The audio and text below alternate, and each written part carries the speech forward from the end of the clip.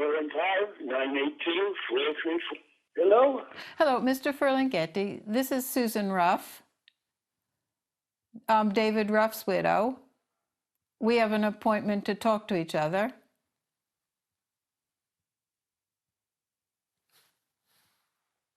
Hello, can you hear me?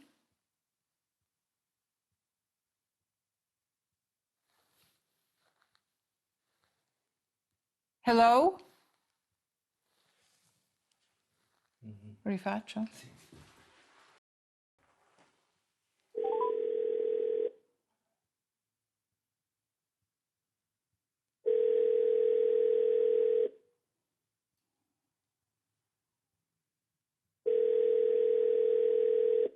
Hello?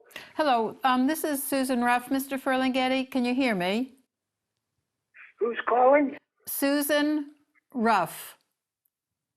All right. I was supposed to call right now at 4 o'clock.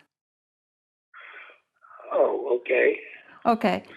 And we were going to talk about your friendship with David and Holly in San Francisco, the print workshop, and the publishing of Pictures of the Gone World. Yes. Well, you know, it was so long ago. Good God. I know, it was 62 years ago. I know, talking about 1955. Yeah. That's when the book was published. Yeah. They were friends of Kenneth Patchen. Yeah, the Patchens, they knew Patchens from upstate New York, and then the Patchens followed them to San Francisco. Yeah, that's how I met. Met David and Holly was through Kenneth Patchen, and so he was a printer, so it worked out very well. And how many copies were printed the first run? Do you remember? Any idea? I think it was probably 500. So it wasn't a limited edition of 50 copies, but it was a fairly limited edition. Oh yeah, I would say it was very, very limited. Yeah, okay. Well, only a number. Well, I'm sorry, I don't remember much more about 1955, except I know I copied the design. It had the original first printing. It had a pasted-on cover.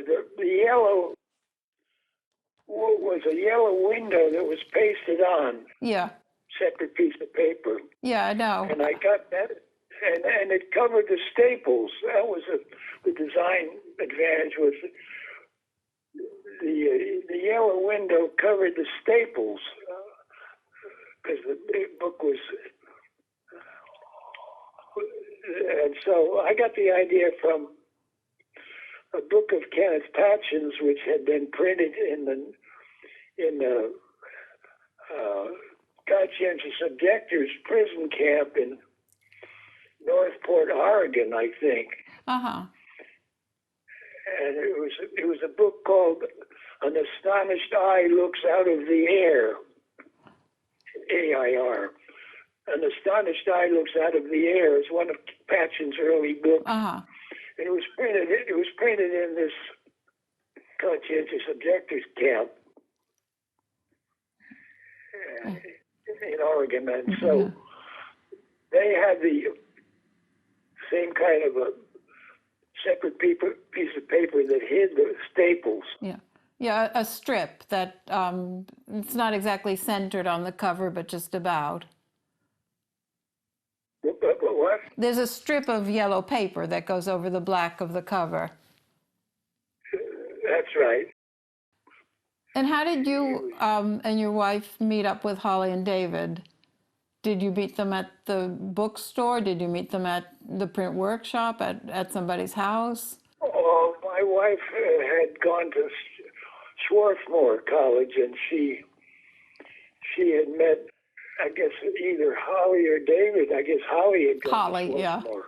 yeah. No, David sort of eschewed higher education. Yeah, that was the education. Yeah. That was the connection. The Swarthmore, when Holly looked up my wife Kirby, that's how that happened.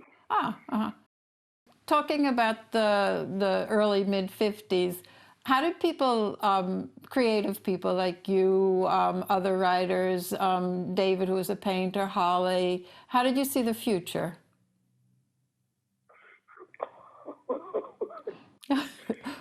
Worse than now or better?